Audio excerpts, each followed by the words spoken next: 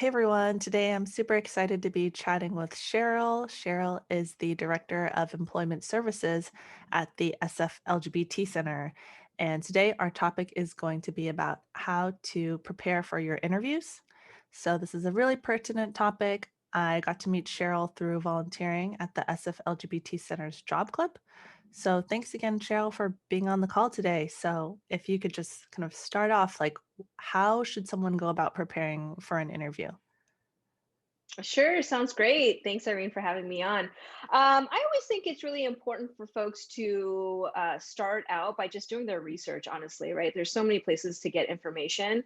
And so, just doing a quick Google search or just researching, trying to figure out what the company's about, what the position's about. I always think those are good tactics to kind of just start the interview process, get yourself in that mode of doing some research and understanding what the company is about and specifically the role. Mhm. Yeah, definitely. I think it's good to maybe even do a little bit of research on the hiring manager too, just to see like maybe you have something in common or you had done something similar in the past. Like that could be a nice way or like understand where they're coming from too. And then, yeah, definitely researching the company. Like, hopefully, during the interview, they might even ask you, like, oh, what do you know about the company? Or like, why are you interested in this role? And that'd be like really useful to like have an answer that seems pertinent and well read about it. Absolutely, absolutely. And if there, are other folks that you know in your network that maybe have worked at that company or know of someone that works at that company, I always think those are good areas to just kind of do some research and, see if anybody else that you know in your network is connected to that company and what feedback they have potentially. Mhm. Yeah, definitely. I think talking to someone at the company is great. Like if maybe you could ask them questions about if they like their experience or not. So that could even maybe save you from doing the interview in the first place, or maybe get you really excited and do even more research because you've heard really good things and you really like, I don't know, the product or the cause that they're working towards. Um, do you have any advice for people in terms of the actual interview itself? Like, how would people decide like what kind of clothes to wear? Yeah, I think that's a great question. I think number one, advice for folks is just be yourself. I think, oftentimes interviews can be scary and, they're nerve wracking, right? Like that's the whole nature of interviewing.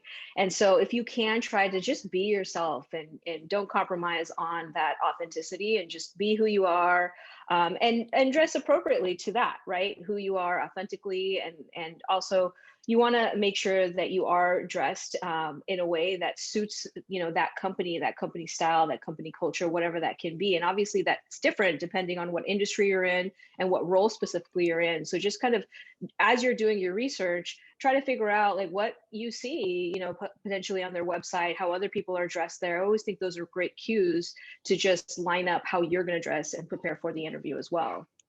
Mhm.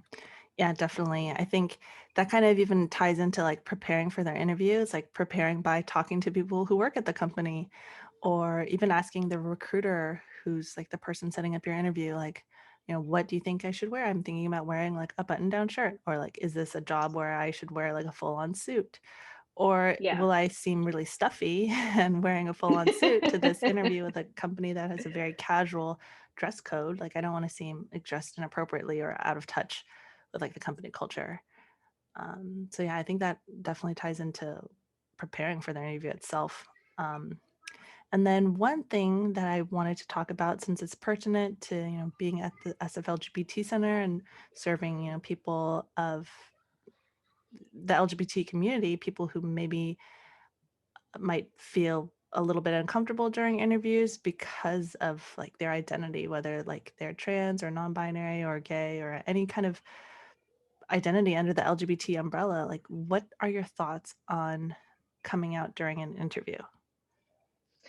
Definitely, definitely. I mean, I think, this is one of those questions that definitely varies on the person, right? Like how comfortable the person is in telling things that are vulnerable to themselves, right? And so when is the right setting for that? And I think it depends on, whether or not it's that first interview or the second interview, and what situation and what kind of rapport you've already built with the interviewer, and how organically it has come up, right? It shouldn't be one of those things that somebody is asking you specifically, like, oh, are you a member of the LGBTQ community? That's not a question that should be asked, right? And so if this is a situation where it's come up organically and you feel the need to disclose and you want to disclose that information, I think it's up to you to make that call, but it should never be something that's prescribed by the interviewer. Mhm.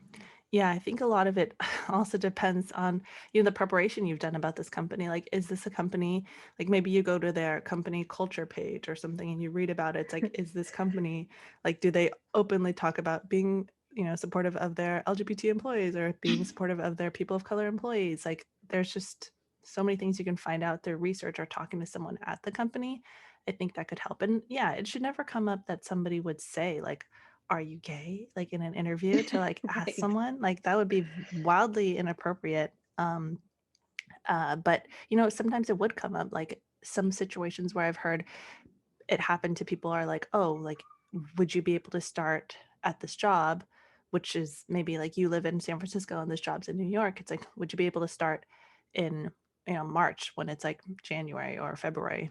And then that, I Hmm. think in those situations, it could come up where you're like, maybe you have a partner or you have a family, similar to even like if you have kids, whether you would like bring that up. It's like if it makes Yeah. sense and you think you're in a place that it just came up and you want to answer honestly, then you can answer honestly. But there could be like repercussions of like, maybe they don't want to hire you because they're like, I don't want to hire someone who's like LGBT, or like, oh, I don't want to hire someone who has kids or something like that, even though both of those situations is totally wrong of them to do. But Yeah. that might even help you. Like if you don't want to work at a place that's not going to be supportive of you as a person or your family or just your identity in general, like then maybe that does help you to find out. It just depends on your specific situation. Yeah. Definitely, definitely. And it depends, how much in need you are for that particular job and employment, right? It's like if this is something that you absolutely need to do and it's in, survival, you need to have this job, at this point, then those considerations have to kind of be made at that time as well. But if this is something where you can think about and either disclose or not disclose, and if they perceive that as negative in some way, then maybe you have that ability to say, okay, this is not the company for me. Definitely. Like if you just need that money to pay your bills and you don't want to say anything, you don't want to come out, you don't want to mention anything about your family or your partner or anything, then you have to do what you need to do to protect yourself, and like definitely like preserving your sense of self and your basic needs are probably like the most important. So like if it's like, oh, can you move in, next month to whatever, if you don't want to bring it up and you need this job, like you need to pay your bills, you Hmm. need to, pay for food, pay for, electricity, whatever it is, like, Right. just say like, yeah, I'm looking forward to moving. Maybe you don't have to elaborate on it. And maybe you'll figure that out, with your partner or with your family separately afterward. But just giving yourself that opportunity to do it. Because if it's something you need to do, then, do what you need to do to take care of yourself first. And there could be, opportunity for you to come out afterwards. So like even if you don't come out during the interview, you're at the job, maybe you help organize like an employee resource group for LGBT employees, or, you Right. can always come out later too. And Yeah. yeah, I think there is value in being out in the workplace, being someone other people can rely on, like, being someone that you could maybe change the culture for. Um, but it definitely depends on your own Definitely. needs and your own safety too. Yeah. Absolutely. Yeah, I agree completely. It's definitely different. I can't say that there's one answer for everyone. There's not, one answer that fits all situations. And so even personally, there are situations and interviews where I've come out and there's some interviews that I haven't, so it's definitely case by case. Mhm. Yeah, definitely. In terms of one of the popular interview questions at the end of an interview, interview asks you like, "Oh, why are you interested in this job? Like, tell me about a time when you managed a similar project or when you dealt with like difficulties or roadblocks on a project." And like at the end, they'll oftentimes ask you like, "Oh, do you have any questions for me?" Like, what do you think about this question, and how are some ways that people could answer that? Absolutely. Number one, I think, everyone should always ask questions whenever an interviewer asks for questions. I don't think it's an appropriate answer to say, no, I don't have any questions. I think that just shows that you haven't really done any research or enough research into the role, into the position. I think that, it may be nerve wracking to ask the interviewer questions, but this is something that you should absolutely do. And you should try to at least ask, a couple of questions here. And I think coming up with those questions can be challenging, just like you're referring to, right? It's challenging to ask somebody questions about the company, but you should absolutely do it. So that's number one piece of advice. You should absolutely have some questions. I always like to write a list. And so I will write a list of, 10, or I'll tell folks to write a list of like 10 questions. And if that comes up during the course of the interview, then great. You can cross out the ones that actually did come up during the course of the interview, and hopefully you have one or two left. If you feel that you need to brainstorm even more questions, right, 15 questions or whatever it is, then work with someone, ask folks in your network, ask folks in your family, like what questions have come up for you? What do you think I should ask? These are always things that you should do some research on as well. I think great questions to ask are always about company culture, right? So again, it will be case by case depending on what role you're having to take. Even if this is a job that you absolutely need to have right now, you should still ask about the company culture and what it's like, how to prepare, maybe what does it look like for the first 30, 60, 90 days. I think these are all questions that you should ask, and they probably haven't come up during the course of the interview. So go ahead and ask those questions. But my one piece of advice is make sure to brainstorm a list of questions and have them ready so that you can at least ask one or two questions of the interviewer. Yeah, I completely agree. I think if someone doesn't ask questions, they'll wonder like, "Oh, do you really care that much about this job that you haven't thought that much about it, that you don't have any questions?" Like, I mean, if you did a lot of research beforehand, you could even say like, "Oh, I did a lot of research and I was able to like answer a lot of my questions through the researching the company or talking to XYZ employees that you know at the company already. But like one thing I want to find out about this specific job is like, blank, or like, are there any like specific additional other like tools or technologies I should brush up on before I start?" Like I think definitely like coming up with a list of questions is so good because like in the moment, maybe you like, you're nervous, like you just had an interview, like having them written down like on a piece of paper, or if you're doing like a web interview, maybe you could have it on like a little window on the side or a sticky pad or something. You can just read the question out and like you're like, "Oh, I'm like nervous. What am I gonna do?" Like maybe just like look at the paper right in front of you or like the screen. Have them ready and accessible. Yeah, absolutely. And I always think it's okay to ask, if you've went through all of those questions and there's some, every single one has come up during the course of the interview, you can also ask the interviewer some questions about their experience, maybe with the company, how they like it, what are some strengths and challenges that they've had. Those are also some questions that you can ask as well, just to kind of get a sense of the interviewer, especially if that's good person is going to be supervising you in your position.